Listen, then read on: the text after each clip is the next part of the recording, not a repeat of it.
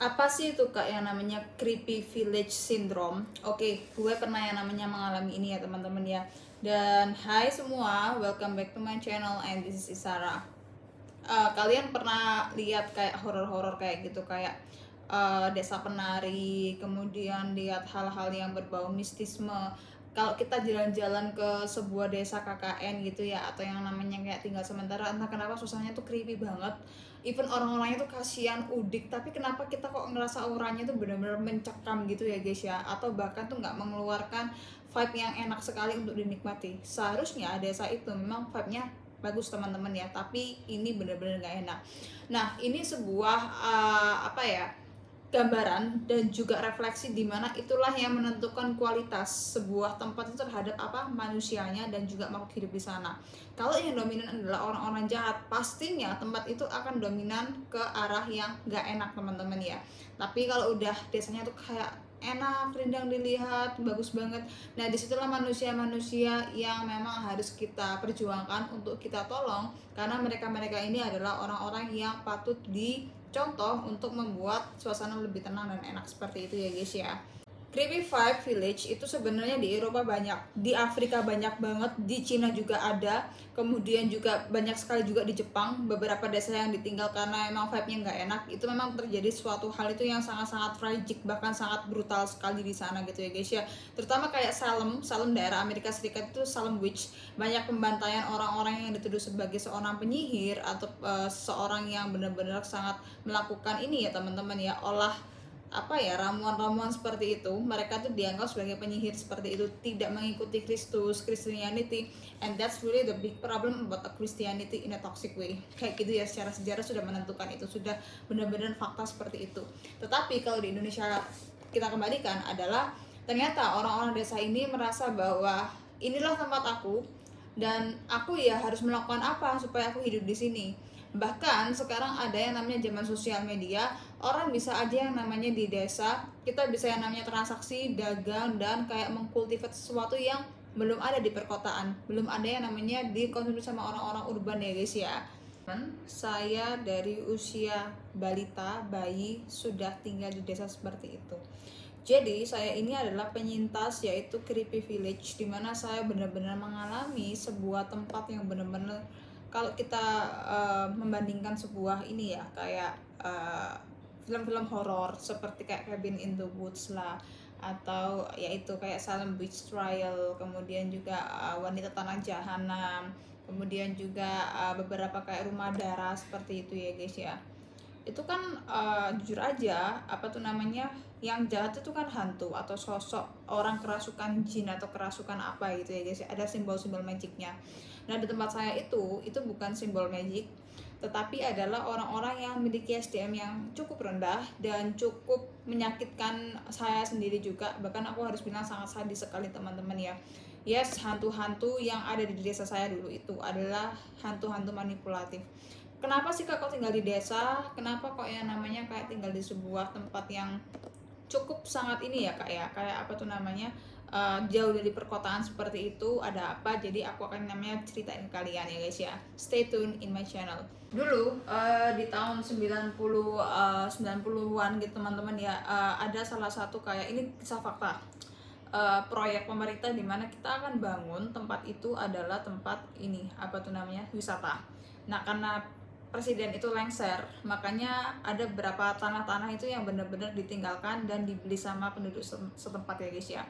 And there's a lot of hotel bintang 3, bintang 4 seperti itu. Makanya kenapa dulu orang itu benar-benar kayak bergairah bikin hotel aja, bikin penginapan kecil-kecil aja, bikin aja tempat makan yang bagus-bagus seperti itu, hingga pada akhirnya ya kita menemukan bahwa gairah pariwisata lokal di sana sangat tinggi ya teman-teman ya. Di tahun 90-an tuh kan memang warna-warni seperti itu ya guys ya. Jadi akhirnya tempat aku itu jujur aja dulunya adalah tempat wisata di sebuah kaki pegunungan seperti itu, dan memang tempatnya itu cukup indah menurut aku. Nah setelah saya namanya menyadari kenapa tempat saya sangat toksik, itu adalah ketika saya memang tumbuh dari kecil sampai remaja ya teman-teman ya. And I don't know what is the toxic place, tapi di sana papa saya almarhum sama mama saya itu benar-benar berjuang dari titik nol sampai beliau tuh bisa yang namanya kayak memiliki perusahaan seperti itu. Bayangin loh, kayak dari desa kecil yang belum ada proyek besar tiba-tiba bisa yang namanya berkembang menjadi bagus seperti itu. Ya salah satunya adalah ayah saya yang mengembangkan hal tersebut ya teman-teman ya. Teman-teman ya, apa yang negatif di sana? Jadi gue dulu itu punya teman-teman saya itu saya anggap adalah saudara. Memang kami punya saudara keturunan trust saudara itu dari kakek, dari nenek, makanya itu kan anaknya banyak, jadi tuh saudara-saudara sepupu seperti itu ya guys ya, kayak pesanan dan lain-lain. Nggak tahu kenapa ini bener-bener sangat merasakan ada gejolak kita bebas atau apa itu memang usia belasan tahun. Dan di situ saya merasa ada something wrong, dimana kok lama-lama ini orang-orangnya ngejauhin gue ya, kok lama-lama mereka ini kok jadi seperti kayak nggak terlalu ini sama aku ya, nggak terlalu dekat zaman kita umur 10 tahun 9 tahun seperti itu. And I'm getting backstabbed gitu loh. Jadi saya itu benar-benar kayak di di sekolah itu ayah saya dijelek-jelekin, mama aku dijelek-jelekin sama guru, sama teman-temannya, rumor-rumor pedas seperti itu. And you know what? My mom and my dad itu bukan tipikal orang itu kamu balas aja itu orang. No, mereka tipikalnya adalah let karma come to them gitu teman-teman ya. Jadi yang saya tahu itu adalah saya mengalami itu sampai saya SMP SMA. And guess what? Ketika mama dan bapak saya itu memperjuangkan untuk bikin penginapan, kemudian villa dan juga kayak tempat wisata seperti itu, ibu saya dan ayah saya itu dituding sebagai orang yang memperjualkan PSK teman-teman sama mantan-mantan saudara-saudara saya seperti itu. Satu sekolah tahu kalau misalnya aku itu seperti itu tapi nggak bener, tapi aku baru tahu ketika papa aku meninggal teman-teman. Papa aku tuh kan meninggal karena accident, karena kecelakaan. Jadi kayak mereka ini langsung ngomong, kalau bisa bisnisnya halal dikit ya atau apa. Itu kayak sebagai patokan di mana papa aku meninggal gara-gara bisnisnya nggak halal. I think every business is not halal gitu teman-teman ya. I think every business is having their own dirty money or dirty talk kayak gitu. For me, bagi aku teman-teman ya, itu bener-bener sangat manipulatif sekali dan bener-bener sangat jahat sekali teman-teman ya. And aku baru tahu beberapa GM manager hotel yang ditaruh di tempat aku, di villa aku itu adalah orang-orang yang dibuang ke sana untuk hanya yang namanya bersih-bersih tempat itu aja. Jadi kenapa kok tempat itu nggak berkembang selama hampir dari 20 tahun, lebih dari 20 tahun ya, karena itu teman-teman, we didn't deserve a very professional people. Jadi orang-orang yang memang mengerti gimana cara bikin ini tempat dari kumuh jadi rame banget, jadi family friendly banget, itu karena memang tidak ada orang profesional di dalamnya teman-teman ya. Jadi yang aku tahu di sini adalah oh kayak gini toh, seperti itu.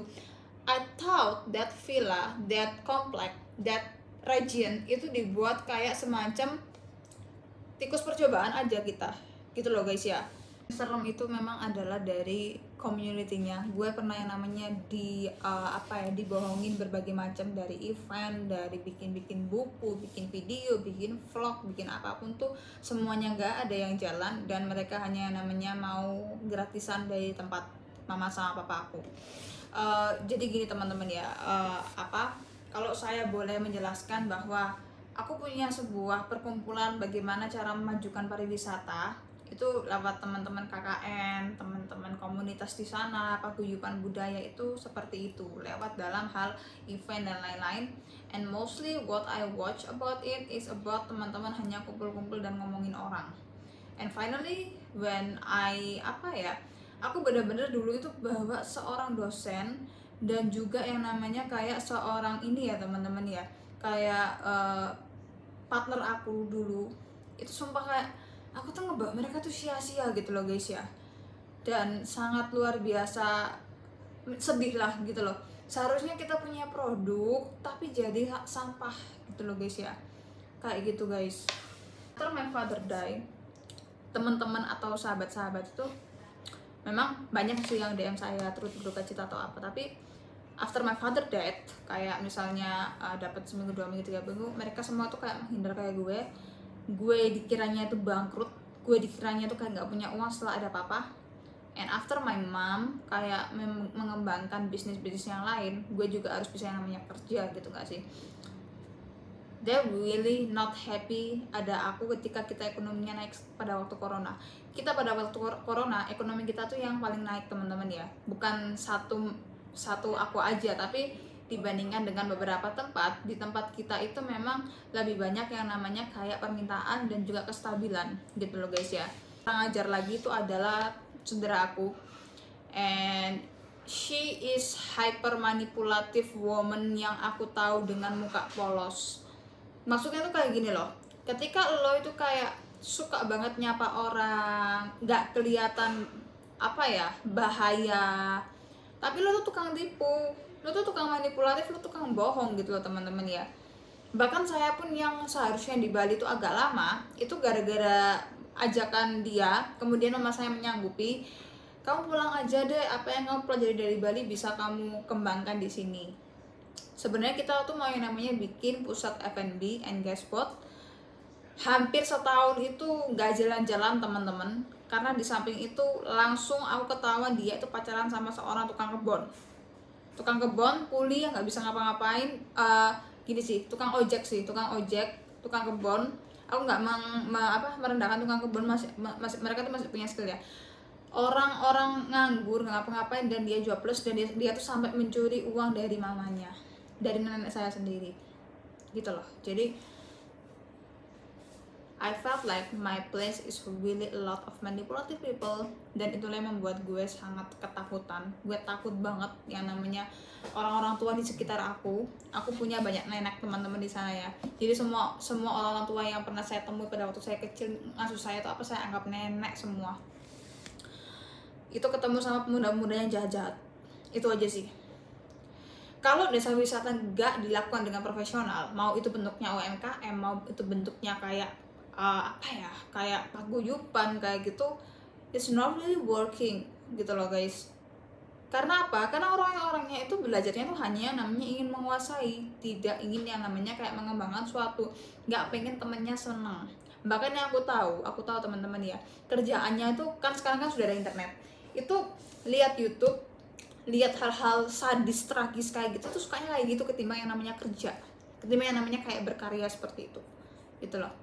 Jadi yang aku kecewakan adalah di situ, and I don't trust my cousins anymore. Like ya ada beberapa cousin yang bisa kerja dan aku sangat percaya sama mereka, but I don't want trust them anymore. Yang orang-orang ngatain aku di belakang, bikin aku guyon di belakang, aku nggak mau lagi. Karena fitnah seperti itu, gue difitnah karena gue itu memperjuangkan PSK. Dan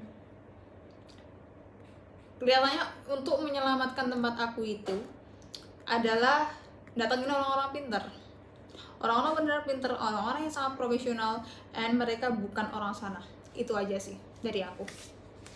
Bagaimana cara memajukan tempat yang mantan prostitusi itu untuk yang namanya kayak kita save anak-anak kita, save masa depan kita, save orang bisa buka sekolah paling bagus di sana, bisa buka yang namanya kayak tempat-tempat yang keren di sana.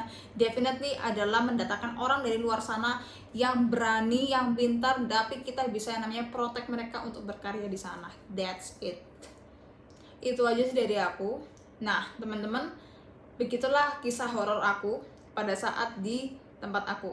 Aku memaafkan teman-teman aku yang ngetawain aku pas pensi ketika 2 bulan tepat papa aku meninggal. Aku maafin. Kedua adalah aku juga yang namanya kayak memaafkan orang-orang yang pernah memfitnah saya dan ibu saya dan papa saya almarhum, semoga diampuni. Dan yang ketiga adalah saya memaafkan orang-orang yang dulu itu ngehujat saya gemuk atau apa. Guys, orang talented sama orang-orang cantik, kalau lo stuck di sana lo nggak akan jadi apa-apa, sumpah gitu loh, kalau tanpa bantuan orang-orang yang very profesional. I think that's it. Itu mungkin adalah kesan dimana gimana sih cara memajukan tempat kak, cari aja, atau yang namanya kayak caranya biar desa kita maju, dibuat pariwisata atau apa gitu, nggak sih kak? Aku bilang jangan temen-temen ya, kalau masih orang-orang yang di zona nyaman dan SDM-nya sangat rendah, mending cari konsultan yang punya kuasa, dan kalian juga punya hak MOU untuk yang namanya memprotek barang dan juga haki kalian. Itu aja sih. I think that's it teman-teman. I hope you like it and see you later. Bye bye and cai cian.